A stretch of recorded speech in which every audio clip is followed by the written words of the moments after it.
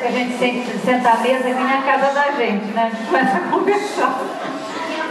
Continuando na comemoração dos 43 anos da escola, nós vamos agora agradecer. Toda vez que a gente tem ajuda, as coisas ficam mais fáceis, né? E nós tivemos esse ano todo muita ajuda de umas pessoas muito especiais. E elas vão receber de nós o nosso aplauso e vão ganhar um diploma também, que a diretora Rosa vai entregar, de amigos da escola. Porque ninguém faz nada sozinho, né? A gente precisa de ajuda, tá bom?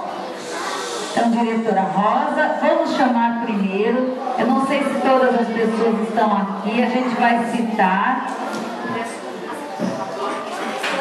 Olha, nós vamos citar duas pessoas que não estão aqui, mas que ajudaram a gente muito. Esses dois foram pais do Conselho de Escola e não faltaram em reunião nenhuma. Um deles, inclusive, o pai da Tainá, da classe da Tia Ju, ele é professor de inglês numa escola municipal e não falta nas convocações.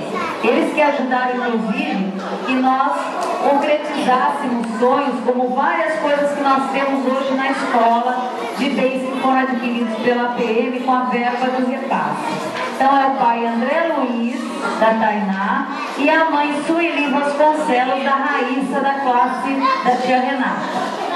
Agora, esses que nós vamos falar estão aqui e nós vamos aplaudir e chamar aqui ao palco. Olha, gente, vocês não sabem como dá trabalho, não só aquela horta, né, tia Renata?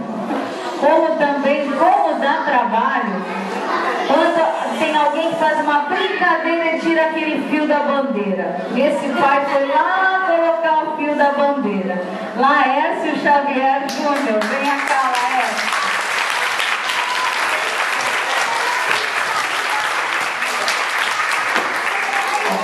Minha amiga da escola, o terceiro filho está na escola.